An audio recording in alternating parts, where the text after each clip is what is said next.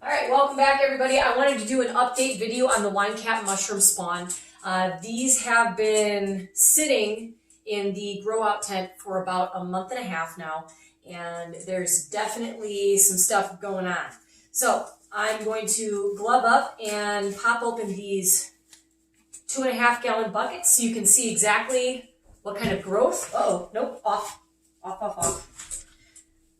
Now, by the way, disclaimer, if you're going to do this, don't do what I'm about to do.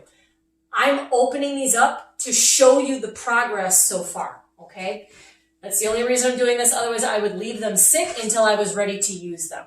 Every time you open them up or open up the grow tent, you're actually exposing your mycelium to competition with mold, spores, and such. So, unfortunately, they both thrive in the same type of environments. So, that being said, I'm going to pop these open quickly, and then I am going to show you what it's looking like. So right now I am just using alcohol on my gloves just to make sure that there's nothing extra on these, because I'm not trying to add extra to this if I can avoid it, any extra bacteria or anything else. Again, every time I open this up to the air, you would normally do this in a clean room.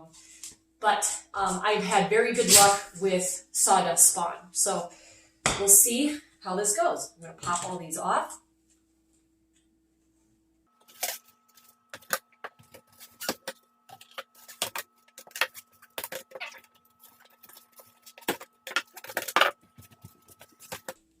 All right, I'm going to flip this camera around. I'm going to show you what we got going on. Okay, so we've got all the buckets uncapped. Again, do not do this, because right now it's in a stage of growth where mold could definitely still interfere. So hopefully I will have continued good luck with this. So each bucket is kind of in a different stage, and that's because each one of these had a different amount of spawn I put into them.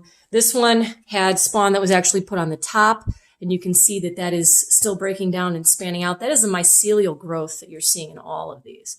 This one's super clean looking. That one's just starting to take off. Now this was all grown in pasteurized aspen wood chips. Look at that. Climbing up the sides. How cool. All right. So we have success so far. And again, that is 8 buckets, 2.5 gallons each of spawn that is going to get added to the garden beds. Okay, so what I'm going to be using is alcohol and a wipe here. I'm going to wipe down the rim of the lid and the rim of the bucket. Put this back together, and I'm going to wipe down the whole thing with alcohol on the outside. And get each one of these put back into the grow tent, which I'm also going to wipe down with alcohol. Is this going to prevent mold from being introduced? Not entirely, but it does help mitigate it in the event that there was something on the surface of one of these from me bringing it up. So far so good. So again, this is wine cap mushroom spawn. Oyster mushroom spawn will grow out just as easily.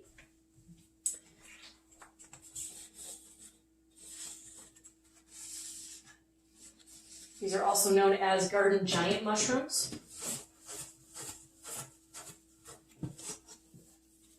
And they are really beneficial to your soil. All right guys, so that's pretty much it. I hope this was informative, and this is just the in-between stage. We've got probably another month or 2 to grow these out entirely. They're definitely slower moving than the oyster mushrooms, but that's totally fine. Remember, this was all grown from old spawn. So especially this guy here, I've got high hopes for it. It's almost completely white. So that'll probably be one of the first ones to go out into the beds as soon as the ground thaws, and I'm able to amend my beds one more time before planting. So I'm really excited about this. 8 2.5 gallon buckets of garden giant or wine cap mushroom spawn. This should be a really good year for me to get these into the garden. So I'll see you guys later, and subscribe if you want to get more updates on these, because I will give them to you. Take care.